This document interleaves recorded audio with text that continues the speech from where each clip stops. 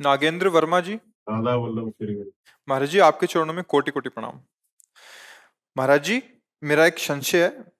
महाराज जी, हम रुपया ब्याज पर देते हैं, यही काम से हमारा परिवार का खर्च और बाकी सब चलता है, लेकिन अब मन में आपका सत्संग सुनकर थोड़ी विचलता आ रही है कि ब्याज का पैसा कहीं हमारे लिए पाप का साधन तो नहीं बन रहा। हमारी गति बैंक क्या के होगी? ब्याज से तो लाखों लोगों का जीवन चलता है। प्रायः जो देखने में आता है कि लाखों लोग, करोड़ों लोग बैंक के ब्याज से अपना जीवन निर्वाह करते होंगे, कि जो कि जैसे धन आदि एकत्रित करके फिर वृंदावन भी वास कर रहे हैं लोग, तो प्रायः बैंक के ब्याज से ही तो चल रहा है। तो ये जो ब्याज की निंदा की गई है, वो पूर्व में जैसे जमींदार लोग होते थे ना, 500 रुपए दिए, 500 का वो ब्याज वापस किया, वो ब्याज के ब्याज ऐसे चढ़ा देते थे को कितनी बार 500 दे ले पर वो मुक्त नहीं होगा। तो इस तरह के जो गलत व्यवहार जनित ब्याज का भाव रख करके शोषण किया जाता था, उसके लिए है।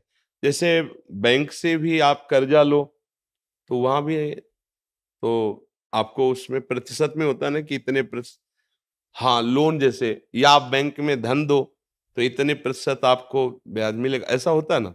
अगर इस तरह का है, आपका शोषण का भाव नहीं है जो सरकारी विधान से चलता है, तो मुझे लगता है कि चाहे बैंक से ले चाहे आपसे ले। ऐसा नहीं है ऐसा नहीं है, लेकिन कई लोग ऐसा करते हैं, उनको देखकर मेरे मन में ऐसा भाव आ गया कि कहीं मैं ना पाप में जैसे। नहीं, हमारा जो उद्देश्य था कहने का, वो हमने गांव में देखा है कि ज्यादा बड़ी रकम तो किसान गरीब आदमी ले ही नहीं सकता।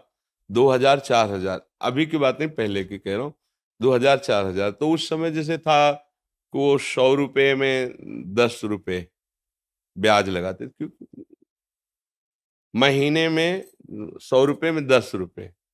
और वो किसान आदमी, वो तो फसल आएगी, अगर फसल नष्ट हो गई तो अब कहाँ से बड़ा, मतलब ये तो आप लोग शायद उस कष्ट को नहीं जानते होंगे, जो गरीब हैं, किसान हैं, और उन्हीं से उनका उदर पोषण होता है। अब वो कुछ पैसे ब्याज के दिए पर पूरे तो दे नहीं पा रहे, तो कितनी बार वो 500 रुपये पहुंचा दिए, 1000 रुपये पहुंचा दिए, थोड़ा थोड़ा करके, लेकिन वो ब्याजे नहीं, मूल तो ऐसे ही जमा है। फिर उनको उनकी खेती हड़पते, उनको कष्ट देते, वो महान दुखदाई है। एक नियम है सरकारी हिसाब से, जैसे तो आप जो प्रतिशत, खुली बात है, इतने प्रतिशत ब्याज इसका है, जहां तक हो सके सौहार्द रख करके उसको, उसका सेवा का भी काम बन गया, आपका भी काम चल रहा है। शोषण वृत्ति अगर है तो फिर वो हानिकारक रहेगी।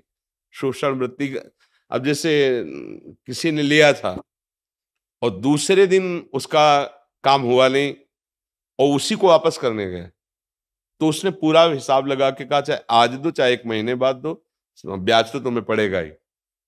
अब उसको जो 200-300 रुपए ब्याज के थे बहुत भारी पड़े थे, और वो बेचारा आके रख लिया।